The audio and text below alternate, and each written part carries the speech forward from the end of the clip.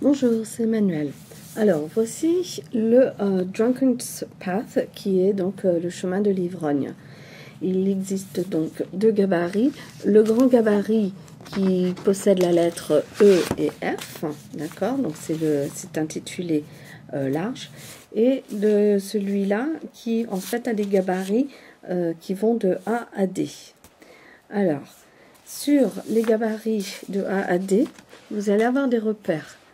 Soit il va y avoir ce petit sigle qui vous indique que en fait c'est ce morceau qu'on va retirer et on va garder le reste, ou alors il y aura ce sigle ici qui indique que c'est ce morceau que l'on garde.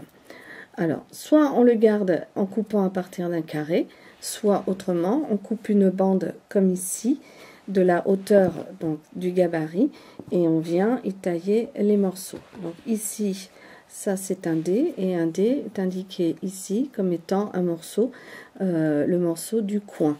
Donc lui il peut être taillé dans la bande, d'accord. Le C, lui est un morceau en fait qui reste du carré, donc ce sera le morceau que vous avez coupé qui est retiré, et le carré dans lequel vous l'avez découpé qui est gardé.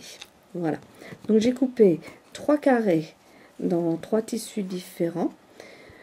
4,5 par 4,5.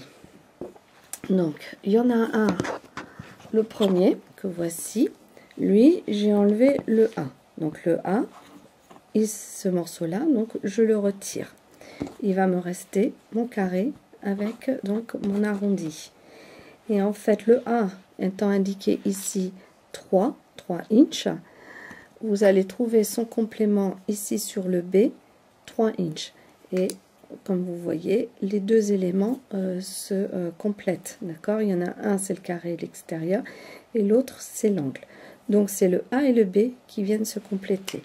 Donc, ayant coupé ce morceau, c'est lui qui va venir, donc avec la marge de couture, c'est lui qui va venir s'associer avec ce carré. Ensuite, si je suis les instructions, le D, c'est donc mon extérieur 4 inches. Donc voici mon carré dans lequel j'ai coupé ce morceau. Donc ce morceau-là, je l'enlève puisque c'est ce que j'ai retiré. Et le D que j'ai coupé dans ma bande, c'est lui qui va venir donc compléter. Vous voyez, ici, il se complète. Il y en a un, c'est le carré extérieur, et l'autre, c'est l'angle. Donc c'est l'angle du D qui va venir compléter ce carré. Voilà, deux possibilités de dimension pour faire votre chemin de l'ivrogne. Mais il s'avère que si au lieu de couper votre B dans une bande, mais que vous le coupez dans un carré, d'accord, donc en l'occurrence c'est ce morceau là que j'ai associé ici, si je garde dans mon carré donc cet élément là, et ben il va s'avérer que le B que je viens donc de créer là, en fait, va s'associer avec le C. Même si c'est pas indiqué comme quoi ils vont ensemble, mais en fait, vous pouvez créer donc un troisième élément, donc une troisième taille, en associant en fait le C et le B. Et comment c'est représenté sur la petite fiche technique de Marty, en fait il est représenté ici.